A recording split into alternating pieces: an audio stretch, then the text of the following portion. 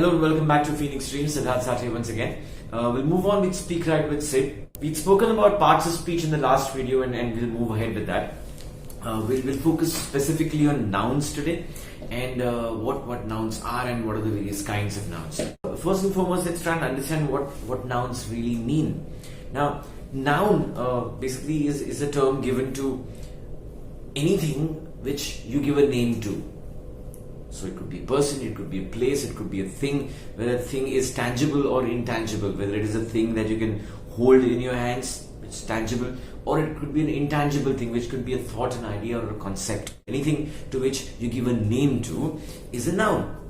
So, my name is a noun, Siddharth Sathe is a noun, Phoenix Dreams is a noun. Any person's name is a noun. Any city's name is a noun. Anything that you sit on, a chair, the chair is a noun because that's a name you give to the thing. So, a name given to any person, place, thing, whether it is tangible or not, whether you can really feel it or whether it's conceptual, is a noun. Now, there are various kinds of nouns when you try to classify them. So, the most primary classification of nouns is proper nouns and common nouns. And in common nouns, you have three more classifications where you have concrete nouns, abstract nouns, and collective nouns. And we will talk about all of these nouns, but in the later videos. Today, what I'm going to focus on is on the subject and the object components of nouns.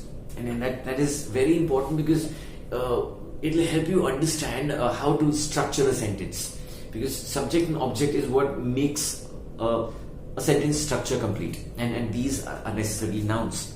So let's understand a subject first.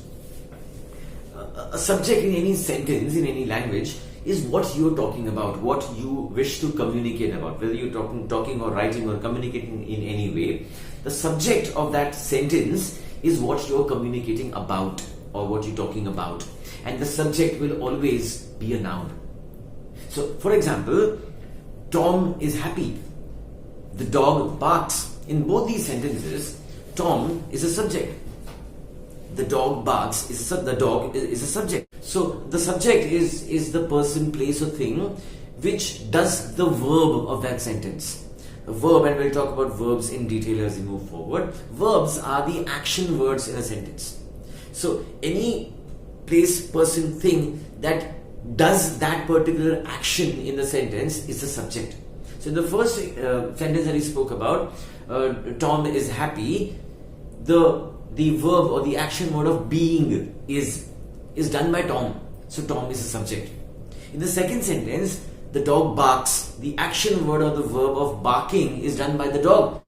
So the subject is the person who we're talking about or who does the action of the verb in the sentence. The object is that part of the sentence on which that action gets done.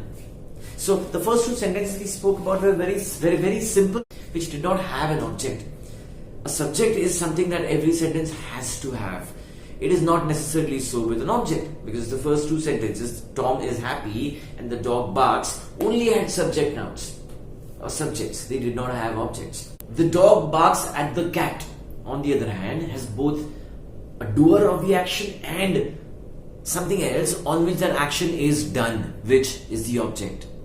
Right? So in this sentence, the dog is the subject and the cat is the object. The dog barks at the cat.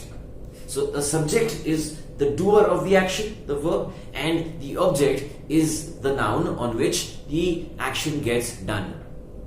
Right? Now there is much more to that also. There is subject complement and object complement, which we'll see in the later videos. But that's it for now. Focus on what nouns are and what is the subject and what is the object. That's it for now. Thank you very much for your time. Please keep watching Phoenix Dreams. Like, share and subscribe. Until next time.